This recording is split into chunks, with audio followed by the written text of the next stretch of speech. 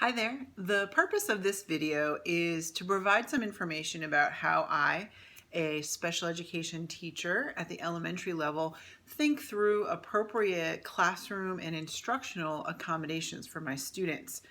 I'm going to give you some examples of some common classroom and testing accommodations, and I'll also walk you through a student of mine that we recently wrote an IEP for to kind of give you some insight into how that process works.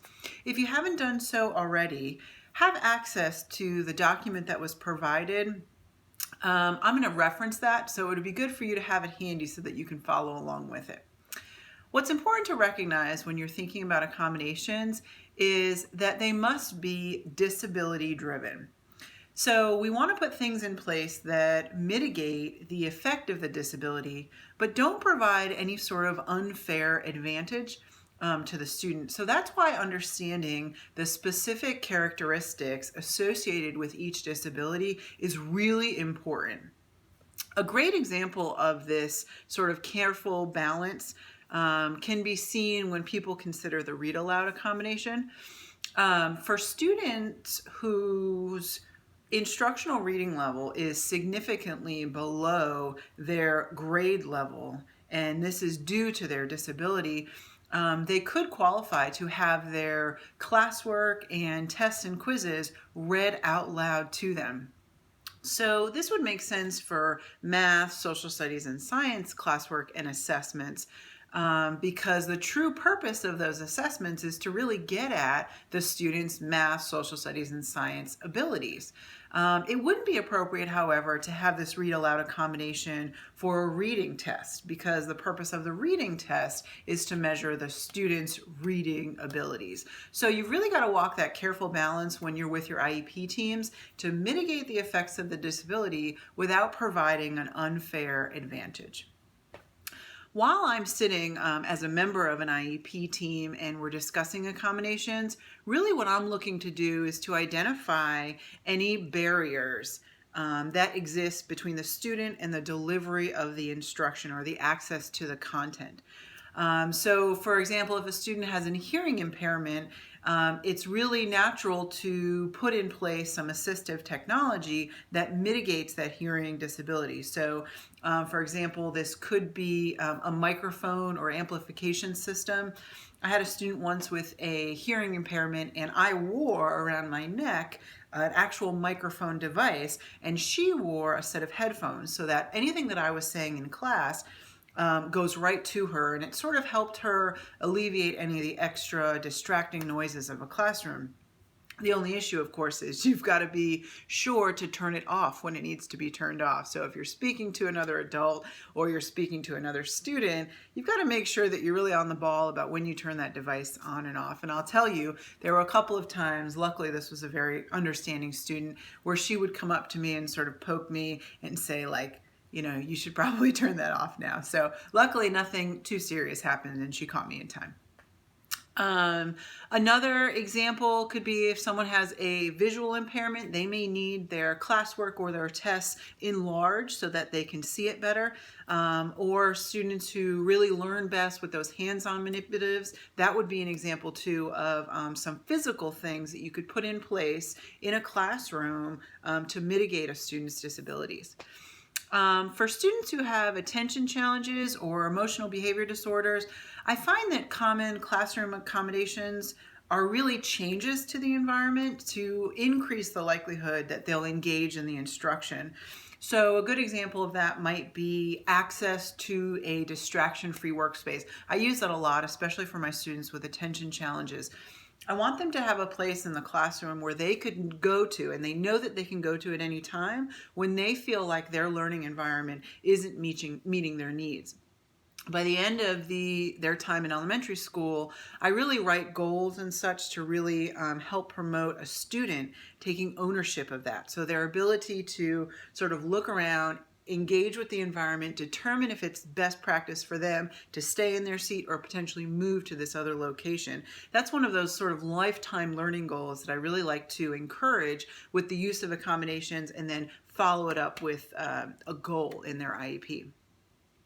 Another thing that might be helpful for a student with attention challenges or emotional behavior disorder may be shortened assignments or chunking of tasks. This would be where the student still needs to utilize their curricular understanding, but perhaps they can do it in 50% less of the number of assignments that their non-disabled peers are expected to do. So, for example, if we're asking a student to do 10 long division problems, perhaps a student with a disability could do 5 of those, or they could stop once they demonstrate mastery, and you could decide what mastery would be, perhaps 80% accuracy, something like that. So therefore, we're still understanding the degree to which they can do long division, but we're mitigating their ability to sustain mental effort for a less amount of time as a result of their disability.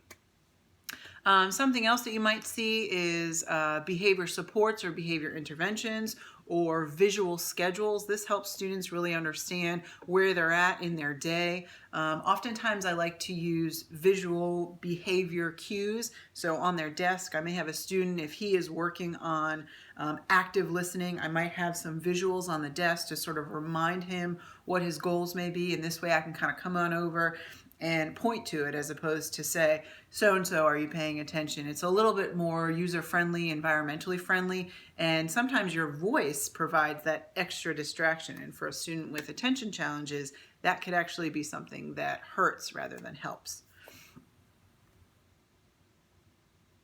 All right, when we move and we talk about testing accommodations, though, it's a slightly different, more complex conversation, because in order to qualify for certain accommodations on a test, especially those standardized state-mandated SOL tests, a student has to really meet specific criteria.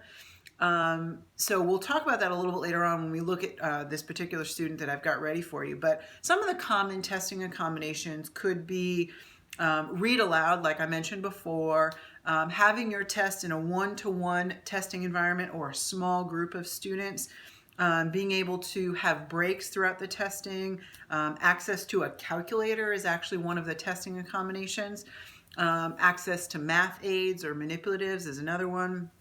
You could determine that a student works better when their tests are printed on paper pencil. So if you have a computerized test, an accommodation could be that their version is paper pencil. You can have a test translated to a native language. And you can also have a flexible testing schedule. So if that's a student that needs shortened mental tasks, they may be better off taking their test over several days, smaller parts over several days. So as we talked about before, qualifying for these accommodations on the state-mandated SOL test is a really regulated, specific process. In fact, there's a whole section of a student's IEP for those students who are in testing grades that outlines specifically the accommodations that they qualify for and the rationale for it. Okay, so next we'll take a look at that specific student. So have access to that document. It's actually an image from an actual IEP. I just did a screenshot of it. This student is currently receiving services under the category of OHI, other health impairment, due to a diagnosis of ADHD.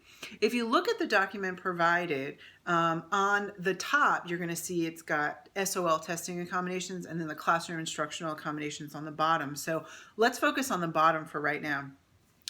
Where you begin as an IEP team is really thinking about modifications first. So the modifications, as you learned through your materials this week, are changes to the curriculum.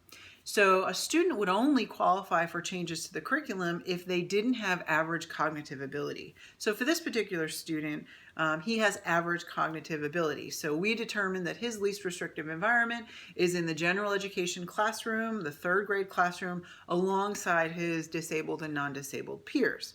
So he's going to be participating in the SOL. So we're not going to make any changes in terms of modifications to the curriculum. So we'll be looking at accommodations.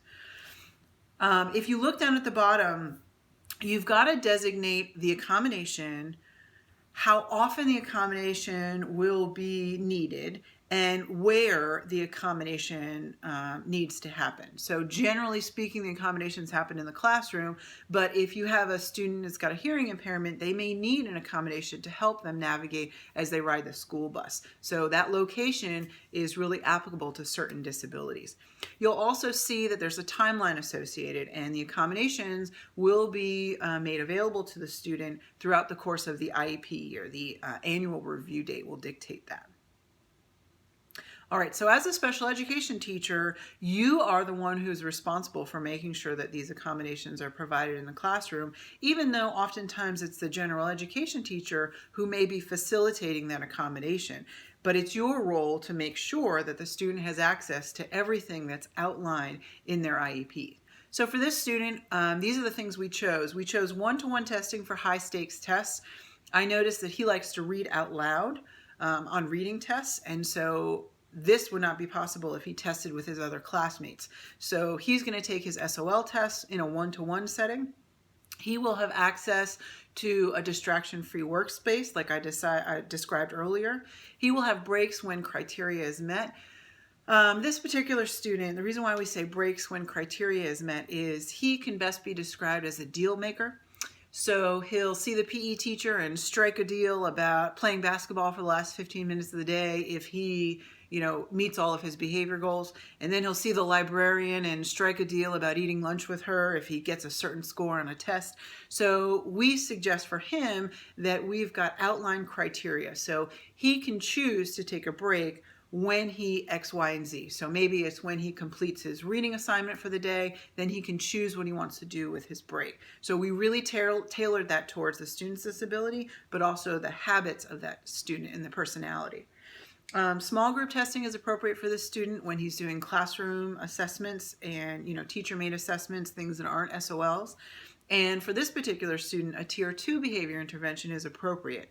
He happens to be using check-in, check-out, which is a behavior system for students who display attention-seeking behaviors. It's specifically designated for responding to that function. So if you take a look at the top where it says SOL accommodations, there's an additional one that we haven't talked about yet, and that's the specific verbal prompts.